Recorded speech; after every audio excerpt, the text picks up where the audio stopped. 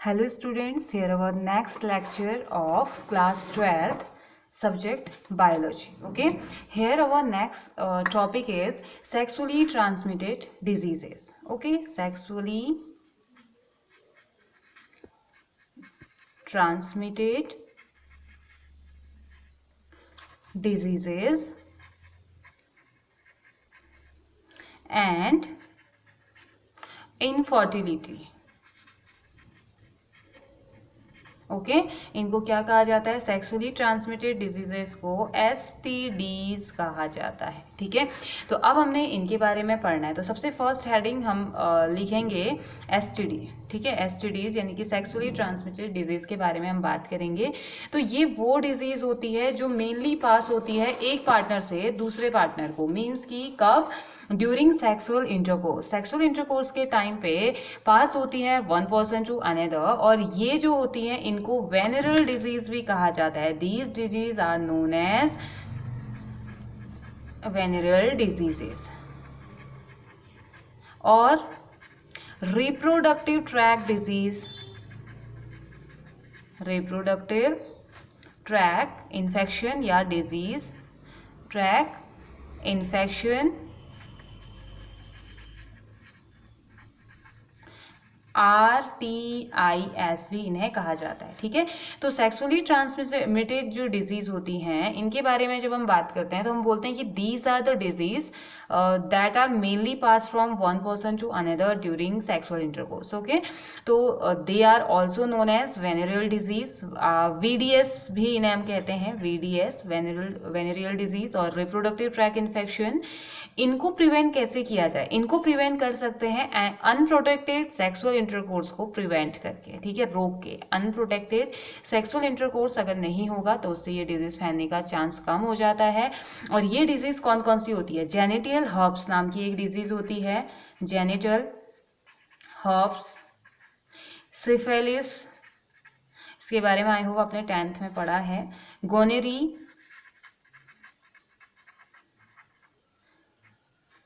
Chlamydiasis,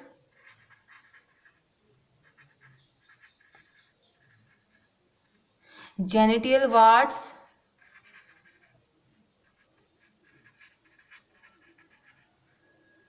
hepatitis B,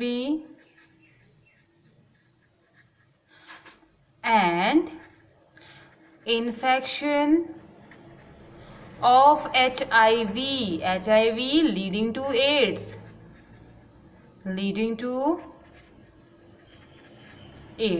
ये कुछ common STDs disease होती हैं जो आगे जाके बहुत सीरियस प्रॉब्लम कॉज करती है पेशेंट में.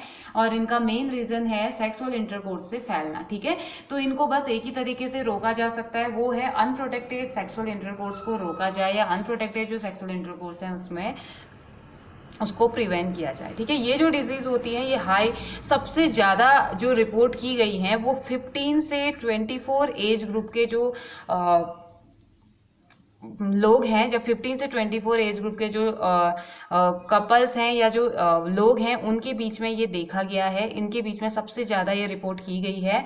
और हेपेटाइटिस बी को छोड़ के, एक्सेप्ट फॉर हेपेटाइटिस बी, जो हेपेटाइटिस बी, जेनिटल हर्प और HIV इन्फेक्शन, इन तीनों को छोड़ के बाकी जितनी भी डिजीज़ हमने अभी पढ़ी, बाकी जितनी भी डिजीज़ की हमने बात करी, ये सभी डिजीज़ को हम क्या कर सकते हैं, अगर ये पहले डिटेक्ट हो गई और प्रॉपर इसका ट्रीटमेंट हो गया तो ये क्योरेबल हैं.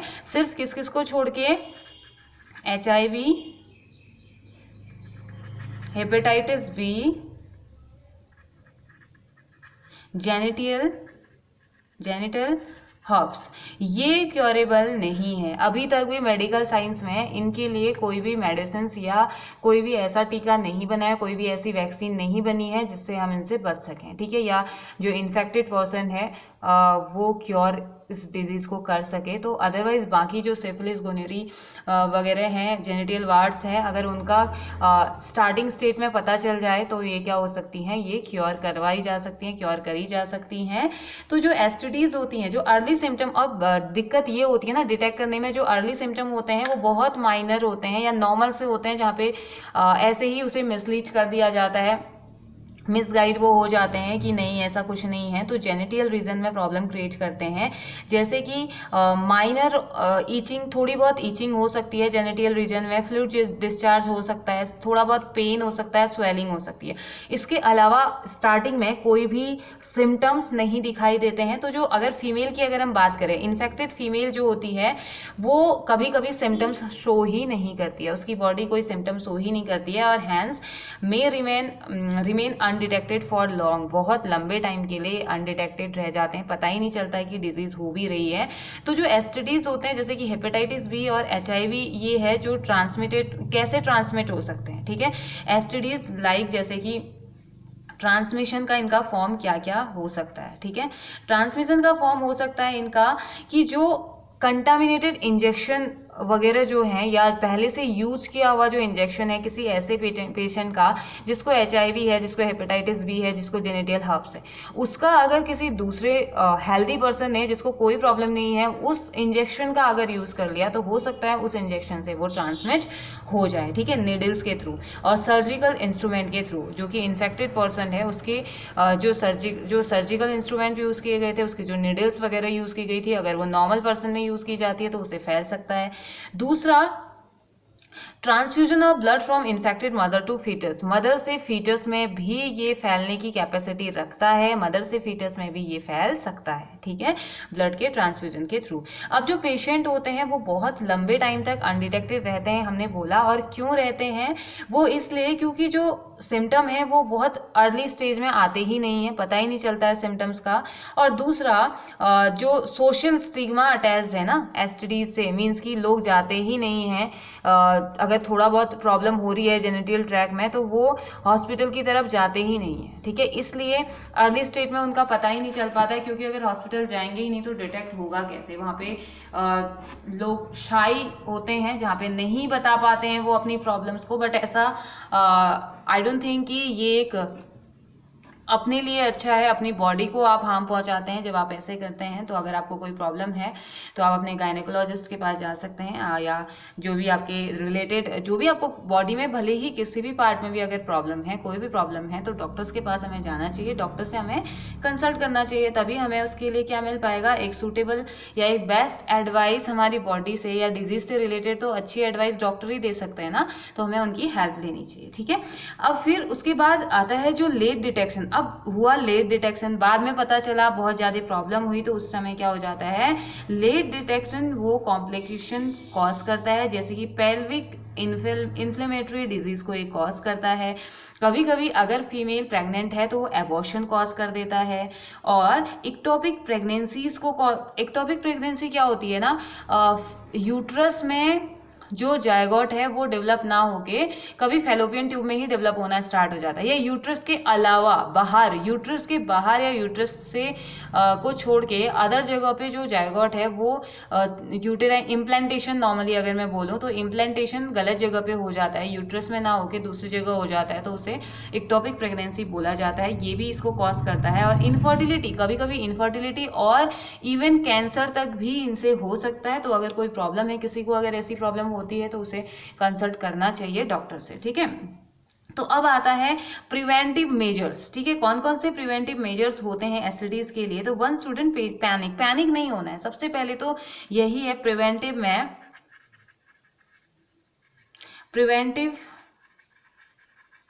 Measures for STDs. सबसे पहले तो पैनिक नहीं होना है, क्योंकि prevention from STDs is possible है, प्रिवेंशन कर पाना पॉसिबल है। और फ्री फील आपको करना चाहिए। और ये इन्फेक्शन ही होते हैं, एक नॉर्मल इन्फेक्शन है। अगर आपको अर्ली स्टेज में पता चल जाए, या किसी पेशेंट को अगर अर्ली स्टेज में पता चल जाए, तो इजीली वो ठीक हो सकता है। तो इसमें पैनिक होने जैसा कोई भी नहीं है। और कुछ सिंपल आगे बचने के लिए, हुआ नहीं है तो इट डजंट मीन कि कभी प्रॉब्लम हो नहीं सकती है, प्रॉब्लम हो सकती है। तो उसके लिए कौन कौन से मेजर्स यूज़ करने चाहिए, क्या क्या करना चाहिए, वो पता होना चाहिए। सबसे पहले तो जो अनप्रोटेक्टेड जो सेक्सुअल इंटरकोर्स है वो नहीं करना चाहिए। दूसरा, मल्टीपल पार्टनर्स के साथ इंटरकोर्स नहीं होना चाहिए। हमेशा बैरियर मेथड्स का यूज़ करना चाहिए। और हमेशा जब भी हॉस्पिटल जा रहे हैं, जब भी आपको सिरिंज या निडल की ज़रूरत है, जब भी आपको इंजेक्शन लग रहे हैं, मेक श्योर कि वो नया हो, या अगर नया नहीं है तो स्टेरिलाइज किया हुआ हो। स्टेरिलाइज में क्या होता है, 20 से 30 मिनट तक उनको क्या किया जाता है, स्टेरिलाइज किया जाता है, ताकि जो पुराना इन्फेक्शन अगर है किसी से तो उससे क्या हो जाए, वो निकल जाए। ठीक है, तो पहले तो सबसे पहले नया होना चाहिए। अगर नया नहीं है तो आप मेक श्योर कि हॉस्पिटल्स में आप पूछिए, वहाँ पे अगर आपको खुला हुआ इंजेक्शन लगाया जा रहा है तो आप उनसे बात कीजिए कि आपको ऐसे नहीं लगाना चाहिए। अगर वो कहते हैं कि स्टेरिलाइज है तो तब तो ठीक है, अदरवाइज ये यूज़ नहीं करना चाहिए। ठीक है, और इनके बारे में अवेयर रहना चाहिए। जो एसटीडीज होती हैं इनके बारे में अवेयर रहिए। और अगर कोई डाउट है तो कंसल्ट करना चाहिए डॉक्टर से, क्योंकि अर्ली जो डिटेक्शन है वो पॉसिबल है कि जो कम्प्लीटली ट्रीट इसको कर सकें, आगे कोई प्रॉब्लम ना हो। ठीक है, ये तो नॉर्मल सा एक ओवरव्यू हमने लिया। उसके बाद अब यही चीज़ें कभी कभी इनफर्टिलिटी को भी लीड कर देती हैं। कभी कभी ऐसा होता है इन इन्फेक्शन की वजह से इनफर्टिलिटी भी हो जाती है। हालांकि इनफर्टिलिटी के बहुत अलग रीजंस भी हैं, लेकिन एक रीज़न ये भी है कि शायद ये इनफर्टिलिटी भी कॉज कर सकते हैं। ठीक है, तो अब हम पढ़ते हैं इनफर्टिलिटी। आई होप आपको ये समझ में आ गया होगा सेक्सुअली ट्रांसमिटेड डिजीज कौन कौन सी होती हैं। सबसे पहले हमें नेम पता होना चाहिए, और नेम से ही पता चल रहा है तो सेक्सुअल इंटरकोर्स से सबसे ज़्यादा फैलने का खतरा इनसे रहता है। और HIV, हेपेटाइटिस बी और जेनिटल हर्ब्स को छोड़ के बाकी जितनी भी हैं सभी क्योरेबल हैं अगर अर्ली डिटेक्शन हो पाए तो। जब भी, और इसमें सिम्टम्स जो है वो इजीली नहीं डिटेक्ट होते हैं, या सिम्टम अर्ली स्टेज में पता ही नहीं चलता है इसके सिम्टम्स क्या क्या हैं।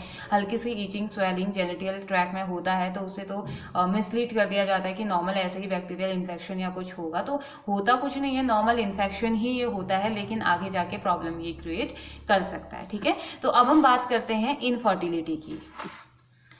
इनफर्टिलिटी, तो इनफर्टिलिटी रेफर किया जाता है एक biological inability of a person to conceive in spite of regular unprotected coitus, या अनप्रोटेक्टेड सेक्सुअल इंटरकोर्स होने के बावजूद भी फीमेल का कंसीव ना कर पाना। ये इनफर्टिलिटी यहाँ पे सिर्फ फीमेल के लिए ही नहीं है, मेल और फीमेल दोनों के लिए ही यूज़ किया जाता है। तो एक अनप्रोटेक्टेड सेक्सुअल इंटरकोर्स के बावजूद भी चाइल्ड बर्थ ना हो पाना, या फर्टिलाइजेशन ना हो पाना, या जायगोट फॉर्मेशन बॉडी में ना हो पाना, उसी को बोलते हैं इनफर्टिलिटी।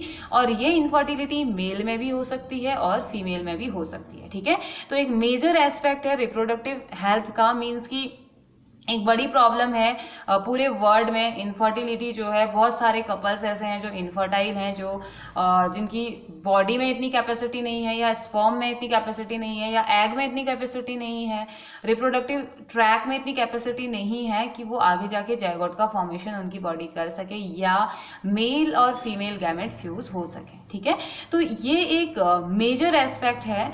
लार्ज नंबर में कपल सर्वाइव कर रहे हैं इनफर्टिलिटी से। तो इनफर्टिलिटी मेनली 2 टाइप की होती है। There are 2 type of infertility. एक तो होती है प्राइमरी इनफर्टिलिटी, ठीक है, प्राइमरी इनफर्टिलिटी, और दूसरी होती है secondary infertility. Okay, primary infertility and secondary infertility.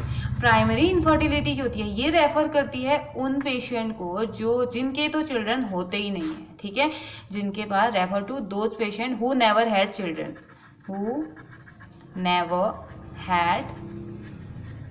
Children, और सेकेंडरी इनफर्टिलिटी वो इनफर्टिलिटी होती है ना जिनके पास जैसे एक बेबी है लेकिन उसके बाद दूसरा वो कंसीव नहीं कर पाते हैं। तो it refer to a situation, हम इसमें कह सकते हैं it refer to a situation when couple had children और achieve pregnancy previously but are unable to conceive the next time. ठीक है, तो हम यहाँ पे लिख सकते हैं a couple had children previously but are unable to conceive the next time.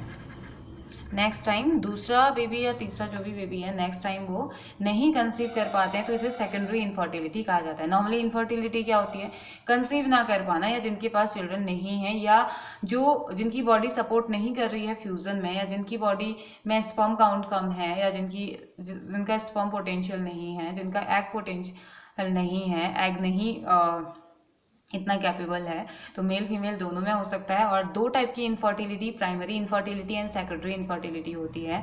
Primary infertility type जिसमें कि जिनके एक भी बेबी नहीं हो पाता है, कंसीव नहीं कर पाते हैं। सेकेंडरी इनफर्टिलिटी वो अ कपल हैड चिल्ड्रन जिसके बच्चे हैं प्रीवियसली बट नेक्स्ट टाइम वो कंसीव करने में उनको प्रॉब्लम होती है। और जो सेकेंडरी इनफर्टिलिटी है ये सबसे ज़्यादा, इसका नंबर ज़्यादा है, वर्ल्ड में सेकेंडरी इनफर्टिलिटी ज़्यादा देखी जा रही है या देखी जाती है। इसके कुछ रीजंस भी होते हैं, तो और कभी कभी इम्यूनोलॉजिकल और साइकोलॉजिकल प्रॉब्लम भी इनफर्टिलिटी को लीड करते हैं। या जो इनफर्टिलिटी है इंडिविजुअल टू इंडिविजुअल होती है, फिजिकल प्रॉब्लम हो सकती है, कॉन्जेनिटल डिजीजेस हो सकती हैं, या कभी कभी साइकोलॉजिकल मीन्स कि बहुत ज़्यादा टेंशन लेना, बहुत ज़्यादा डिप्रेशन में रहना भी एक रीज़न है किसका, इनफर्टिलिटी का। ठीक है, तो और इन रीज़न को छोड़ दें तो बाकी कुछ जो रीज़न है वो ये, जिनको कुछ बीमारियां हैं जैसे कि डायबिटीज़ है, थायराइड रिलेटेड डिजीज है, या एड्रिनल ग्लैंड से रिलेटेड डिसऑर्डर हैं, वो भी कंसीव करने में प्रॉब्लम होती है उनको भी। और साथ ही साथ इन्वायरमेंटल फैक्टर जैसे कि टोबैको स्मोकर, जो टोबैको स्मोकर होते हैं उनमें 60% देखा जाता है कि 60% टोबैको जो स्मोकर हैं वो इनफर्टाइल होते हैं। तो इतना ज़्यादा कॉज हार्मफुल इफेक्ट है किसका, टोबैको का या स्मोकर। नॉर्मली जिस भी टाइप के स्मोकर हैं, लेकिन उनमें सबसे ज़्यादा इनफर्टिलिटी रेट जो है वो टोबैको इनका है, स्मोकर का है। और अभी काफ़ी मैं देखती हूँ जैसे, या जो रिपोर्ट्स आती हैं उनमें ये आता है कि जितने भी टीनेजर्स हैं टोबैको का यूज़ करते हैं, या जितने भी अभी जो भी बच्चे हैं, जैसे स्कूल्स में ही कुछ बच्चे होते हैं या इधर उधर जो भी बच्चे हैं, या एक टीनेज वाली जो ग्रुप होता है या जो एक एज होती है उस टाइम पे सबसे ज़्यादा जो, और इंडिया में माना जाता है कि एक बहुत बड़ा ग्रुप है टोबैको स्मोकर का या स्मोकर का, जो कि छोटे छोटे बच्चे हैं, बड़े ना हो के, एक बड़ा एज ग्रुप ना हो के, एक छोटे से एज ग्रुप के बच्चे हैं। तो आगे जाके इनफर्टिलिटी की प्रॉब्लम हो सकती है अगर टोबैको स्मोकर हैं या किसी भी टाइप के स्मोकर अगर आप हैं या वो लोग हैं तो। ठीक है, इस आजकल सबसे ज़्यादा जो इनफर्टिलिटी का रीज़न देखा जा रहा है वो यही स्मोकिंग ही देखा जा रहा है। ठीक है, तो उसके बाद कुछ कॉज होते हैं इनफर्टिलिटी के मेल में, इसके अलावा भी कुछ कॉजेज होते हैं। तो मेल में अगर हम पढ़ें, मेल इनफर्टिलिटी के अगर कॉजेज हम पढ़ें तो एक तो होता है लो सीमेन क्वालिटी, सीमेन जो है उसकी क्वालिटी कम है, वो सीमेन जो है उसके पास इतनी वायबिलिटी नहीं है कि वो आगे जाके जो फीमेल का जो एग है उससे जाके वो फ्यूज हो पाए और जायगोट का फॉर्मेशन कर पाए। ठीक है, या फीमेल जेनिटल ट्रैक में ही वो कैपेसिटेशन नहीं कर पाता है। कैपेसिटेशन क्या होता है, कैपेसिटेशन एक ऐसी प्रोसेस होती है जहाँ जब मेल की बॉडी से स्पर्म जब रिलीज हो गया है, जब वो फीमेल की बॉडी में जाता है ना, तो एक फीमेल की बॉडी एक टेस्ट लेती है उस स्पर्म का, जो स्पर्म आगे जाके हो सकता है प्रेगनेंसी कॉज करे, हो सकता है आगे जाके जायगोट का फॉर्मेशन करे, वो उसका एक टेस्ट लेता है। तो स्पर्म के उसको मैच्योर करने की एक प्रोसेस होती है। तो फीमेल जेनिटल ट्रैक में भी स्पर्म को मैच्योर किया जाता है। स्पर्म के मैच्योरेशन की जो प्रोसेस होती है फीमेल जेनिटल ट्रैक में, उसे कैपेसिटेशन कहा जाता है। वहाँ पे जो फीमेल रिप्रोडक्टिव ट्रैक है वो इंश्योर करता है कि ये जो स्पर्म आ रहा है वो आगे जाके जायगोट फॉर्मेशन कर भी सकता है या नहीं। ठीक है, तो वो कैपेसिटेशन होता है। तो सीमेन की क्वालिटी अगर अच्छी नहीं होगी तो वहाँ पे जो स्पर्म है उसकी क्वालिटी भी अच्छी नहीं होगी, और स्पर्म की क्वालिटी अच्छी नहीं होगी तो कैपेसिटेशन में ही फेल हो जाएगा। ठीक है, दूसरा तो फर्स्ट जो है लो स्पर्म, लो सीमेन क्वालिटी। नेक्स्ट सेकंड आता है ओलिगोस्पर्मिया, तो ये होता है लो स्पर्म काउंट, स्पर्म बहुत कम है। तो वैसे भी एक टाइम में फीमेल जेनिटल ट्रैक में मिलियंस ऑफ स्पर्म ट्रैवल करते हैं, उन मिलियंस ऑफ स्पर्म में से एक ही स्पर्म होता है जो कि जायगोट का फॉर्मेशन कर सकता है, जो इतना कैपेबल होता है कि आगे जाके एग से जाके फ्यूज हो सके। ठीक है, मिलियंस में से अब वही स्पर्म का काउंट कम हो जाएगा तो बहुत कम पॉसिबिलिटी है कि वो आगे जाके जायगोट फॉर्मेशन करे। थर्ड आता है एजोस्पर्मिया। एजोस्पर्मिया, एजोस्पर्मिया होता है absence of sperm, absence of sperm, sperm होते ही नहीं है, ठीक है। नेक्स्ट क्रिप्टोकोरिडिज्म, CRYPTOCORIDISM, ये होता है, एक ऐसी कंडीशन होती है, देखिए जो टेस्टिस होता है, मेल जो टेस्टिस होता है वो बहुत ज़्यादा सेंसिटिव होता है टेम्परेचर के लिए, ठीक है। तो अगर ये टेम्परेचर, और टेम्परेचर को मेंटेन करने का काम किसका होता है टेस्टिस में? स्क्रॉटम का। हमने पढ़ा था ना मेल रिप्रोडक्टिव सिस्टम में स्क्रॉटम क्या करता है? थर्मो रेगुलेटर की तरह बिहेव करता है। और थर्मो रेगुलेटर की तरह बिहेव करना मीन्स जो बॉडी का टेम्परेचर है उससे 2 से 3 डिग्री टेम्परेचर वो कम करके रखता है, क्योंकि हाई टेम्परेचर में स्पर्म सर्वाइव नहीं कर पाते हैं या स्पर्म नहीं बन पाते हैं। तो यहाँ पे वही होता है, अगर स्क्रॉटम काम नहीं कर पाया तो क्रिप्टोकोरिडिज्म जो प्रॉब्लम है उसमें यही होता है। ये एडोलसेंस के टाइम पे जो स्क्रॉटम है वो नॉर्मली काम नहीं कर पाता है टेम्परेचर मेंटेन नहीं हो पाने की वजह से, और इसकी वजह से ये क्या कर देते हैं? स्पर्म प्रोड्यूस करना रोक देते हैं, ठीक है। अब स्पर्म प्रोड्यूस ही नहीं होगा, स्पर्म बनेगा ही नहीं, तो फिर फीमेल जेनिटल ट्रैक्ट में कैसे जाएगा? तो ये क्या होता है? इसकी वजह से ये 4 कुछ प्रॉब्लम्स होती हैं। इसके अलावा ये बाकी प्रॉब्लम्स, स्मोकिंग वगैरह, ये बहुत सारी प्रॉब्लम्स हैं जो कि मेल इनफर्टिलिटी की तरफ आगे बढ़ाती हैं, ठीक है। दूसरी जो प्रॉब्लम आती है, मेल में ही तो होती नहीं है, फीमेल में भी इनफर्टिलिटी होती है। तो फीमेल इनफर्टिलिटी के causes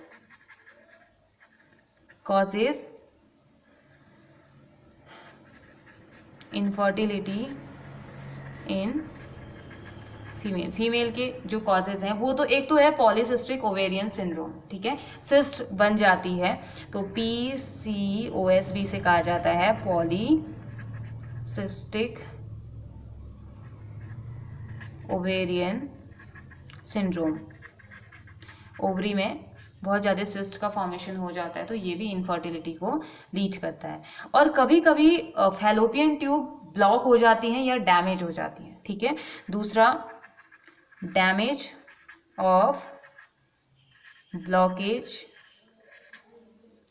and blockage of fallopian tube. Fallopian tube का डैमेज हो जाना या ब्लॉक हो जाना, वो ब्लॉक हो जाती है, एग रिलीज ही नहीं हो पाएगा या एग वहाँ तक पहुँच ही नहीं पाएगा जहाँ पे फर्टिलाइजेशन करना है, तो ये प्रॉब्लम कॉज करता है। एज रिलेटेड फैक्टर भी होते हैं, अगर बहुत ज़्यादा एज में कंसीव करने की अगर फीमेल कोशिश करती है तो वो भी प्रॉब्लम क्रिएट करता है। यूटेराइन प्रॉब्लम, यूट्रस में अगर कोई प्रॉब्लम है कंसीव करने में, यूट्रस नहीं एनवायरनमेंट दे पा रहा है जो जाइगोट है डेवलप करने के लिए, तो वो भी प्रॉब्लम कॉज करता है। और कोई ट्यूबल लाइगेशन अगर कोई प्रॉब्लम हुई है, इससे पहले कोई हिस्ट्री रही है इससे रिप्रोडक्टिव ट्रैक्ट से रिलेटेड किसी प्रॉब्लम की, तो वो भी इनफर्टिलिटी को आगे बढ़ाता है या इनफर्टिलिटी वो भी कॉज करता है, ठीक है। तो अब कुछ स्पेशल हेल्थ केयर यूनिट्स होती है, जैसे इनफर्टिलिटी क्लिनिक्स वगैरह होते हैं, ये प्रॉब्लम को डायग्नोस करने का काम करते हैं, ठीक है। और कुछ प्रॉब्लम का सॉल्यूशन इनके पास होता है बहुत, जैसे ट्यूब ब्लॉकेज की, तो आई थिंक इसका सॉल्यूशन है मेडिसिन के थ्रू या फिर सर्जरी के थ्रू इसको ठीक किया जाता है। तो नॉर्मली होता क्या है ना, नॉर्मली अगर इनफर्टिलिटी है तो फीमेल पार्टनर को ही ब्लेम किया जाता है, काफ़ी जगह ऐसा देखने को मिलता है, जबकि सबसे ज़्यादा जो इनफर्टिलिटी के जो केसेस होते हैं वो मेल में होते हैं। प्रॉब्लम मेल में होती है या मेल के रिप्रोडक्टिव ट्रैक में होती है, जबकि ब्लेम किया जाता है फीमेल को, ठीक है। तो इसलिए जरूरी है कि अगर इनफर्टिलिटी जैसी अगर कोई प्रॉब्लम है, अगर कंसीव करने में कोई प्रॉब्लम है, तो दोनों ही पार्टनर को डॉक्टर के पास जाना चाहिए और प्रॉब्लम उन्हें डिस्कस करनी चाहिए। तो जब टेस्ट होंगे तो उससे पता चलेगा कि प्रॉब्लम किसकी बॉडी में है, तो उसके हिसाब से उसे सॉल्यूशन किया जाएगा, उस हिसाब से मेडिसिन दी जाएगी। अगर सर्जरी की जरूरत है तो सर्जरी की जाएगी और फिर वो प्रॉब्लम ठीक हो सकती है ना। तो जब करेक्टिव ट्रीटमेंट नहीं पॉसिबल होते हैं किसी केस में, अब देखो अगर डॉक्टर के पास जाने के बाद भी काफ़ी कपल्स का ऐसे होता है कि कुछ ऐसे डिसऑर्डर्स होते हैं जो कि नहीं ठीक हो पाते हैं, अब लेकिन उन्हें डिज़ायर है कि उन्हें भी यंग वन चाहिए अपने, तो उस टाइम पे क्या होता है, कुछ आर्टिफिशियल टेक्निक्स का यूज़ करते हैं। उन कपल्स को एडवाइस दी जाती है कि आप कुछ आर्टिफिशियल टेक्निक्स का यूज़ कीजिए या रिप्रोडक्टिव टेक्नोलॉजीज़ का यूज़ कीजिए। असिस्टेड रिप्रोडक्टिव टेक्नोलॉजी ARTS कहा जाता है, ARTS मीन्स होता है असिस्टेड रिप्रोडक्टिव टेक्नोलॉजीज। तो इस टेक्नोलॉजी में क्या होता है ना, आर्टिफिशियल तरीके से कुछ टेक्निक्स का यूज किया जाता है जिससे कि कपल को चिल्ड्रन हो जाते हैं, यानी कि मिल जाते हैं अलग अलग तरीके से। और इनमें से बहुत सारे टेक्निक्स तो आपने सुने भी हैं, ठीक है, हमने शायद कभी क्लास में डिस्कस भी किया होगा ये। तो सबसे पहले आर्ट्स के बारे में जानते हैं, ठीक है। ये इसमें क्या क्या आता है, इसमें आता है IVF। आई थिंक IVF के बारे में हमने बात भी करी है एक बार क्लास में, मैंने आपको डिस्क्राइब भी इसके बारे में किया था।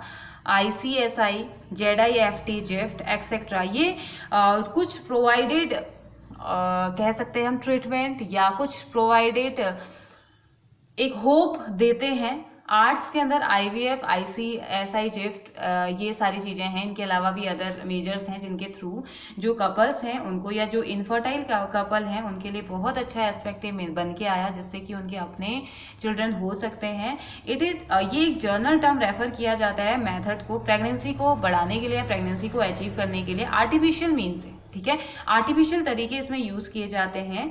और प्राइमरी मेजर होता है इनफर्टिलिटी को ट्रीट करने का, ठीक है। अगर इनफर्टाइल ही है तो इन टेक्निक का आप यूज़ कीजिए, उनको कहा जाता है। और ये उनके लिए भी हेल्पफुल हैं, उन कपल्स के लिए भी हेल्पफुल हैं जिनको कम्युनिकेबल डिजीज़ है, जैसे कि फीमेल से उसके बच्चे में ट्रांसफ़र होने के, जो जैसे एड्स है, HIV एड्स में बहुत ज़्यादा खतरा होता है कि वो जो अगर फीमेल मदर इन्फेक्टेड है तो बच्चे को भी होगा, ये केस रहता है। तो उनके लिए भी उनको रिस्क रहता है ना, तो उनके लिए भी ये जो IVF, ICSI जो टेक्नोलॉजीज़ हैं, ये एक हम कह सकते हैं वरदान की तरह उनके लिए आई। और वो क्या कर सकते हैं, डिजायर्ड मीन्स कि इससे इनका यूज़ करके वो क्या कर सकती हैं, रिस्क को रिड्यूस कर सकती हैं कि ताकि चाइल्ड को इन्फेक्शन ना हो जब भी प्रेगनेंसी की उन्हें ज़रूरत है, ठीक है। तो अब इन्हीं चीज़ों के बारे में अब हम डिटेल में जानते हैं कि आखिर ये IVF होता क्या है। इन विट्रो फर्टिलाइजेशन, IVF का मीनिंग होता है इन विट्रो फर्टिलाइजेशन, यानी कि लैब में फर्टिलाइजेशन करवाना।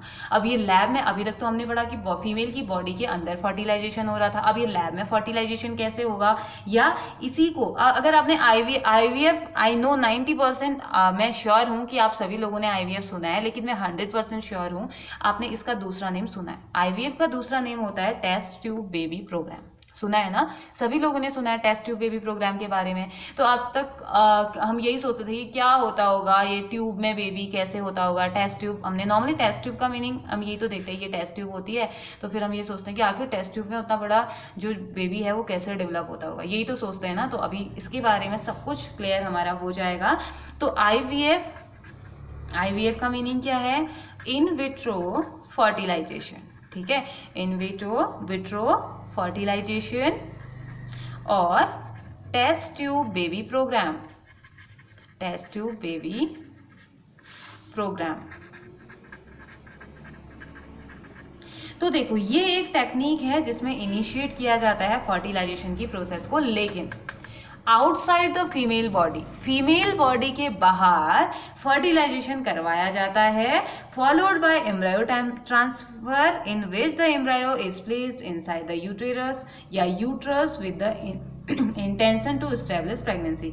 IVF में क्या होता है ना, IVF नॉर्मली उन पार्टनर्स के लिए है या उन फीमेल्स के लिए है जिनका जो ओवा है वो क्या होता है, स्पर्म के साथ फ्यूज नहीं हो पा रहा है, या जिनका स्पर्म ओवा के साथ फ्यूज नहीं हो पा रहा है। तो उसमें क्या किया जाता है, IVF मेथड में जो फीमेल है, फीमेल से ओवा लिया जाता है, या तो वाइफ का ले लो या किसी, अगर डोनर, कभी आपने देखा होगा डोनर भी होते हैं, एग डोनर और स्पर्म डोनर भी होते हैं, तो उनसे ले लिया जाता है, या वाइफ का ले लिया। और दूसरा जो स्पर्म है वो किससे ले लिया, वो मेल पेरेंट से ले लिया।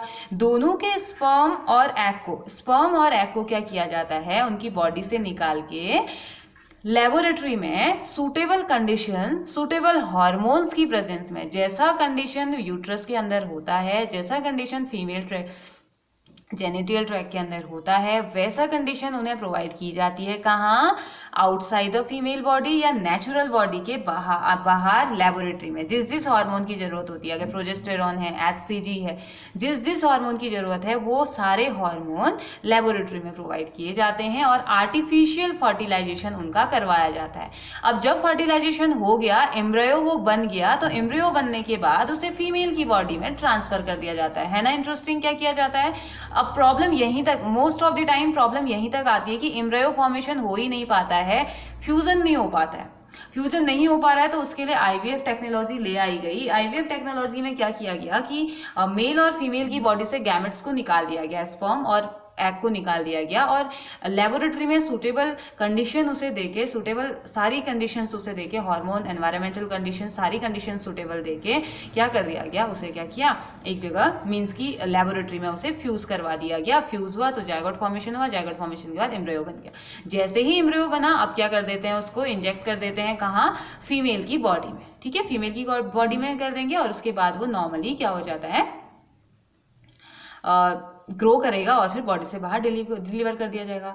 It is also term as test tube baby programme. अब इसे टेस्ट ट्यूब बेबी प्रोग्राम इसीलिए कहा जाता है क्योंकि ये लेबोरेटरी में होता है, ठीक है, ऐसा नहीं कि टेस्ट ट्यूब के अंदर हो, तो ये लेबोरेटरी में होता है, इसलिए इसे टेस्ट ट्यूब बेबी प्रोग्राम कहा जाता है। क्योंकि जायगोट या अर्ली एम्ब्रियो जो होता है, जब तक वो 8 ब्लास्टोमियर, 8 हमने पढ़ा था ना पहले, सिंगल सेल, फिर डबल सेल, फिर 4 सेल स्टेज, फिर 8 सेल स्टेज आती है, तो 8 सेल स्टेज होने के बाद उसे फीमेल की बॉडी में ट्रांसप्लांट कर दिया जाता है, तब तक वो लेबोरेटरी में ही रहता है, ठीक है। तो फीमेल की बॉडी में उसके बाद फर्दर डेवलपमेंट होते हैं, इसे कहा जाता है एम्ब्रियो ट्रांसफर, ठीक है। इस प्रोसेस को जब ट्रांसफर कर दिया जाता है तो एम्ब्रियो ट्रांसफर या ईटी इसे कहा जाता है। तो मैं शॉर्ट नेम इसलिए लिख रही हूँ क्योंकि कभी कभी आपसे फुल फॉर्म इसके पूछे जाते हैं। ईटी का फुल फॉर्म क्या होता है, तो ईटी का फुल फॉर्म होता है एम्ब्रियो ट्रांसफर, ठीक है। और जो आईवीएफ है, इन विट्रो फर्टिलाइजेशन, ठीक है। और ऐसे ही हमने ARTS, आर्ट्स का फुल फॉर्म बहुत ज़्यादा पूछा जाता है, असिस्टेड रिप्रोडक्टिव टेक्नोलॉजीज, ठीक है। तो इनको कहा जाता है जिसमें कि मेथड, ये अलग आर्टिफिशियल मेथड यूज किए जाते हैं। अब इसमें एक चीज और आती है, तो वर्ल्ड का जो फर्स्ट टेस्ट ट्यूब बेबी था ना, वो एक ब्राउन था, लुइस जॉय ब्राउन नाम का एक बच्चा था, जो कि 25 जुलाई वर्ड्स, तो आप यहाँ पे कभी कभी ये भी पूछ लेते हैं, world's first test tube baby, world first test tube baby was, कौन था, लुइस जॉय ब्राउन, जो कि कब इसका बर्थ हुआ था, 25 जुलाई 1978 में इंग्लैंड में इसका बर्थ हुआ था, ठीक है। सबसे पहले इंग्लैंड में फर्स्ट टेस्ट ट्यूब बेबी बनाया गया था, या फर्स्ट टेस्ट ट्यूब बेबी का फॉर्मेशन हुआ था 1978 में। और इंडिया में भी टेस्ट ट्यूब बेबी का फॉर्मेशन हुआ है, इंडिया में भी ये सक्सेसफुल हुआ है। और इंडिया में एक लड़की थी, वो उसका नाम रखा गया कुमारी हर्षा उसका नेम था, और ये बॉर्न हुई थी 6 अगस्त 1986 में। 1978 में फर्स्ट टेस्ट ट्यूब बेबी का फॉर्मेशन हुआ था इंग्लैंड में, और उसके कुछ ही सालों बाद इंडिया में भी एक टेस्ट ट्यूब बेबी गर्ल का फॉर्मेशन हुआ, जिसका नाम कुमारी हर्षा रखा गया, और उसका बर्थ हुआ था 6 अगस्त 1986 में, ठीक है। और ये कहाँ बॉर्न हुई थी, मुंबई में। और इसमें जो डॉक्टर थी ना, जो स्पेशलिस्ट इसमें थी टेस्ट ट्यूब बेबी जो इन्होंने कराया था, KEM हॉस्पिटल, KEM कोकिलाबेन शायद कुछ इस तरीके से हॉस्पिटल है मुंबई का। इस हॉस्पिटल में एक डॉक्टर हैं, डॉक्टर इंदिरा हिंदुजा, इनका नेम है इंदिरा हिंदुजा, जो डॉक्टर है, उन्होंने ये टेस्ट ट्यूब बेबी का फॉर्मेशन करवाया था, ठीक है। तो फर्स्ट जो टेस्ट ट्यूब बेबी है वर्ल्ड का, वो कौन है, जॉय ब्राउन करके, लुइस जॉय ब्राउन, 25 जुलाई 1978 में इसका बॉर्न हुआ था। और इंडिया में कुमारी हर्षा 6 अगस्त 1986 मुंबई, और इंदिरा हिंदुजा नाम की जो डॉक्टर थी, उन्होंने ये करवाया था, ठीक है। तो इसके बाद हमने क्या पढ़ा था, देखो आईवीएफ टेक्नोलॉजी आई थिंक आपको समझ में आ गई होगी। मेल से भी स्पर्म ले लिया, फीमेल से भी स्पर्म ले लिया, और दोनों का क्या कर दिया, लैब में फ्यूजन करा दिया। लैब में फ्यूजन हो जाएगा तो ग्रो करेगा ना, क्योंकि हार्मोन्स एनवायरनमेंट उसे दिया है। तो एम्ब्रियो यानी कि 8 स्टेज तक बनने तक उसे लैब में रखा जाता है। जैसे ही 8 स्टेज यानी कि वो सेल 8 पार्ट में जब डिवाइड हो जाएगा ना, तो उसको वापस से फीमेल बॉडी में ट्रांसफर कर दिया जाता है। क्योंकि ये जो फीमेल होती है, ये फीमेल प्रॉब्लम कर रही होती है, इसकी बॉडी में प्रॉब्लम हो रही होती है स्पर्म और एग के फ्यूजन में, या जो स्पर्म है वो फीमेल जेनिटल ट्रैक में फ्यूजन नहीं कर पा रहा था, या वहां तक नहीं पहुंच पा रहा था, तो उसे क्या कर दिया, लेबोरेटरी में फ्यूज करा के फिर फीमेल की बॉडी में रख दिया, ठीक है। उसके बाद दूसरी जो प्रोसेस आती है वो आती है जिफ्ट, ZIFT एंड IUT। तो जब 8, अब देखिए जब 8 सेल ब्लास्टोमियर, अब 8 सेल तक का तो प्रॉब्लम तो ये हो गई, ठीक है, मीन्स कि 8 सेल तक की प्रॉब्लम सॉल्व यहाँ हो गई। तो जब 8 cell embryo, 8 cell blastomere stage जब एम्ब्रायो की ऑब्टेंड हो जाती है, इसमें आईवीएफ के थ्रू जब हो जा रही है, तो इसे ट्रांसफर कर दिया जाता है फीमेल जब जेनिटल ट्रैक में, तो मतलब यही जो हम पढ़ रहे हैं इसी के आगे का, जब फीमेल के ट्रैक में डाल दिया, 8 सेल स्टेज में बन गया और उसके बाद फीमेल ट्रैक में डाल दिया, तो उसे कह दिया जाता है जिफ्ट। और जिफ्ट का फुल फॉर्म क्या होता है? Zygote intrafallopian transfer. है ना इजी। पहले आईवीएफ यानी कि लेबोरेटरी में क्या किया जाता है? लेबोरेटरी में तैयार किया जाता है किसको? फ्यूजन के बाद 8 सेल ब्लास्टोमियर स्टेज आती है और जब इसको फीमेल ट्रैक में ट्रांसफर कर दिया जाता है तो उसे जाइगोट इंट्राफैलोपियन ट्रांसफर कह दिया जाता है, ठीक है, इसे ये कह दिया। और उसके बाद, और या जिफ्ट इसे हम कह देते हैं। And when the zygote with more than 8 cell stage, जब 8 सेल स्टेज से ज्यादा ये हो जाता है ब्लास्टोमियर, तो इसे डायरेक्टली यूट्रस की लाइन में रख दिया जाता है। मीन्स कि पहले तो फैलोपियन ट्यूब में, ये तो फैलोपियन ट्यूब में, जब फैलोपियन ट्यूब में रख दिया। अब कभी कभी कंडीशन ऐसी आती है कि फैलोपियन ट्यूब में ना रख के सीधे यूट्रस में रख दिया जाता है। तो जब सीधे यूट्रस में रख दिया जाता है, इसका मीन्स कि यूट्रस तक पहुंचने के लिए और ज्यादा सेल स्टेज आ जाती होगी। तो इनकी मोर देन 8 सेल स्टेज जब हो जाती है, लैब में ही मोर देन 8 सेल स्टेज जब बन जाती है, तो उस टाइम पे डायरेक्ट यूट्रस की लाइन में उसे रख दिया जाता है। तो उसे क्या बोल दिया जाता है? Intra uterine transfer. तो IUT का मीनिंग क्या है? Intra uterine transfer. तो जब फैलोपियन ट्यूब में ट्रांसफर कर दिया जाएगा 8 सेल वाले एम्ब्रियो को, तो जाइगोट इंट्राफैलोपियन ट्रांसफर। और जब सीधे यूट्रस में रख दिया जाएगा तो इंट्रा यूटेराइन ट्रांसफर इसे कह दिया जाता है, ठीक है। तो आई होप आप लोगों को इतना समझ में आ गया। फिर वीवो फर्टिलाइजेशन यानी कि इन वीवो फर्टिलाइजेशन क्या होता है, ये अब हम पढ़ते हैं, ठीक है। इन वीवो फर्टिलाइजेशन, इसमें एम्ब्रायो होता है, जो एम्ब्रायो फॉर्म होता है, फ्यूजन ऑफ द गैमेट जो होता है, वो नॉर्मली फीमेल बॉडी में ही इसका फॉर्मेशन किया जाता है, ठीक है। This could be use for such as to assess those females who can not conceive. ये उन फीमेल के लिए उनको एसेस किया जाता है जो कि कंसीव नहीं कर पाती हैं। तो इनमें क्या किया जाता है ना, कि जो डेवलपिंग एम्ब्रायो है उसे यूट्रस में ही इम्प्लांट कर दिया जाता है। अ वुमेन हु सब्स्टिट्यूट और take place of the real mother और nurse of the embryo is called surrogate mother. तो सरोगेसी वाला जो आपने केसेस सुने होंगे सरोगेट मदर या सरोगेसी वाले, तो वो इसमें होते हैं, ठीक है। डेवलपिंग एम्ब्रियो क्या कर दिया जाता है उन फीमेल के लिए जिनमें फ्यूजन में प्रॉब्लम होती है, ठीक है, या फीमेल गैमेट जो होता है वो या जो गैमेट होता है वो फीमेल बॉडी के अंदर ही फ्यूज हो जाता है और ये यूज किया जाता है ट्रांसफर उन फीमेल के लिए नॉर्मली, या ऑलरेडी फ्यूज किया हुआ या उसकी बॉडी से फ्यूज किया हुआ किसी और की बॉडी में डालना, उसे सरोगेसी बोलते हैं, ठीक है। तो पहले गैमेट को फ्यूज करवा दिया, उसके बाद किसी और फीमेल की बॉडी में, दूसरी फीमेल की बॉडी में डाल दिया, तो उसे सरोगेट मदर कह दिया जाता है, ठीक है। और फिर नेक्स्ट आता है एक गिफ्ट। सुना है कभी आपने गिफ्ट? GIFT। तो इसे बोला जाता है गैमेट इंट्राफैलोपियन ट्रांसफर, गिफ्ट इसे कहा जाता है, ठीक है। इसमें क्या होता है, जो ओवम होता है वो डोनर से, या जैसे कभी कभी ऐसा होता है ना, फीमेल के एग इतना कैपेबल नहीं होता है तो किसी दूसरी फीमेल से एग ले लिया जाता है, ठीक है। तो इसको ट्रांसफर कर दिया जाता है। The ovum collected from donor is transfer to the fallopian tube of another female. दूसरे फीमेल के उसमें डाल दिया जाता है, फीमेल की बॉडी में डाल दिया जाता है, जो कि ओवा प्रोड्यूस नहीं। मान लो ये रियल मदर है और ये डोनर है, इससे एग लिया और रियल मदर की बॉडी में डाल दिया उस एग को, जो कि उसका हेल्दी एग होगा या अच्छा एग होगा जो आगे जाके फर्टिलाइजेशन कर सकता है, ठीक है। डोनर से एग लेके जो उस फीमेल की बॉडी में एंटर करवाना जो कि कंसीव करने में प्रॉब्लम कर रही है क्योंकि एग उसका इतना कैपेबल नहीं है, ठीक है, या ओवा वो प्रोड्यूस नहीं कर पा रही है। तो ये क्या करेगा, सूटेबल एनवायरनमेंट प्रोवाइड किया जाएगा इस फीमेल की बॉडी में सूटेबल एनवायरनमेंट प्रोवाइड किया जाएगा फर्टिलाइजेशन के लिए, और इसको क्या बोल देते हैं, इसीलिए इसे गिफ्ट हो गया ना, डोनर का गिफ्ट हो गया इसके लिए। तो इसलिए गिफ्ट या गैमेट इंट्राफैलोपियन ट्रांसफर इसे कहा जाता है। गैमेट का ट्रांसफर कर देना, फीमेल गैमेट का ट्रांसफर कर दिया, ठीक है। और एक और आता है intracytoplasmic sperm injection. Intracytoplasmic sperm injection, इसे कहा जाता है ICSI।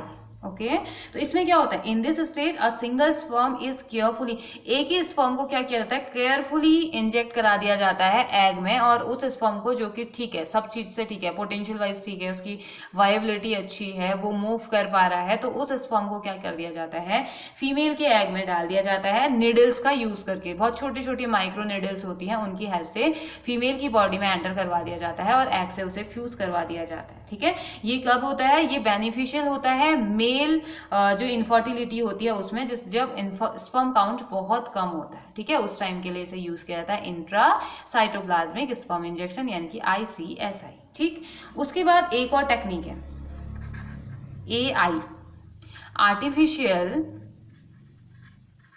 इंसेमिनेशन। इंसेमिनेशन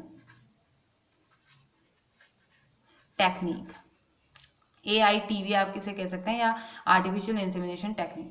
इसमें क्या किया जाता है, जो सीमेन है, सबसे पहले सीमेन कलेक्ट किया जाता है या तो फीमेल के हस्बैंड से या मेल पेरेंट से या हेल्दी डोनर से। ठीक है, और लिया जाएगा और आर्टिफिशियली इंट्रोड्यूस करवाया जाता है उसे, कहाँ, यूट्रस में, फीमेल के यूट्रस में, मतलब बाहर से लेके इंजेक्शन के थ्रू या जिसके भी थ्रू सीमेन को क्या कर दिया जाता है, फीमेल जेनिटल ट्रैक्ट में आर्टिफिशियली इंट्रोड्यूस करवाया जाता है, और यहाँ से इंट्रा यूटेराइन इंसेमिनेशन इसे कहा जाता है। IUI इस प्रोसेस को कहा जाता है, इंट्रा यूटेराइन इंसेमिनेशन।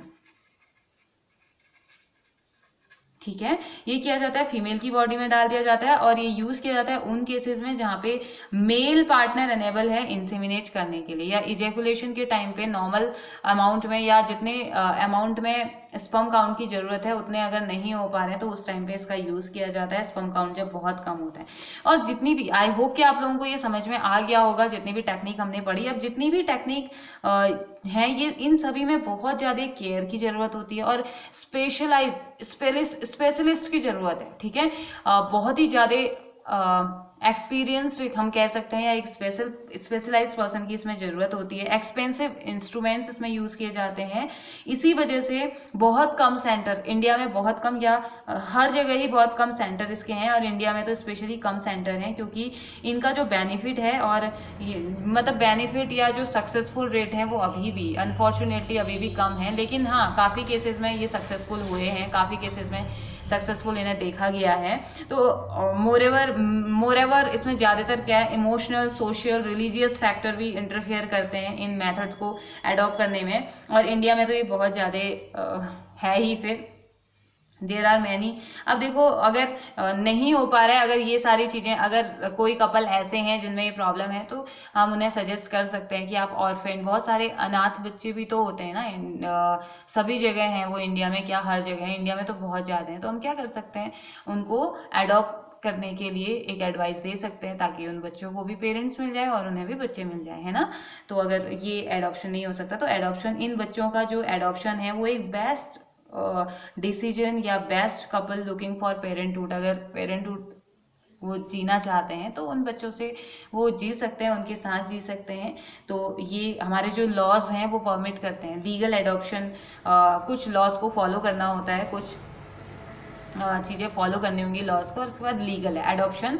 इंडिया में अभी, या हमारे जो लॉज हैं, हमारे जो रूल्स हैं, वो एडॉप्शन को लीगल मानते हैं। ठीक है, तो ये इसी के साथ हमारा ये चैप्टर भी कंप्लीट हुआ। इसके बाद नेक्स्ट लेक्चर में हम अपना नेक्स्ट स्टार्ट करेंगे चैप्टर, और वो नेक्स्ट चैप्टर हमारा क्या है, principles of inheritance and variation. बहुत ही ज़्यादा इंटरेस्टिंग चैप्टर हमारा अब आगे आने वाला है, जिसमें हम मेंडल्स के लॉ पढ़ेंगे, जो हमने 10th में भी पढ़े थे, और मल्टीपल एलील, कोडोमिनेंस, पैलियोट्रॉपी, जो छोटे छोटे टॉपिक्स हमने 10th में बहुत ज़्यादा, जिनमें हमने ध्यान नहीं दिया था क्योंकि सिलेबस में थे नहीं, तो अब वो सारे हम डिटेल में हम पढ़ेंगे। पूरे लिंकेज एंड रिकॉम्बिनेशन की हम बात करेंगे, क्रोमोसोमल थ्योरी की हम बात करेंगे।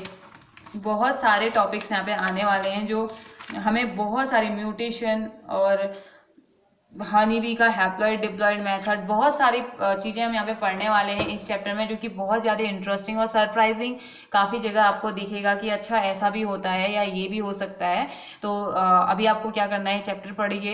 ये तो छोटा सा चैप्टर था हमारा, 4th चैप्टर, बहुत ज़्यादा लेंदी भी नहीं है। इसमें नॉर्मली डिजीज़ के बारे में और बर्थ कंट्रोल मेथड्स के बारे में, पॉपुलेशन के बारे में हमने पढ़ा। रिवाइज कीजिए, नोट्स बनाइए, और उसके बाद हम अपना नेक्स्ट चैप्टर स्टार्ट करेंगे, principles of inheritance and variation. तब तक के लिए पढ़िए, और जहाँ पे समझ में नहीं आता है आप पूछ सकते हैं। ठीक है, हैव अ नाइस डे।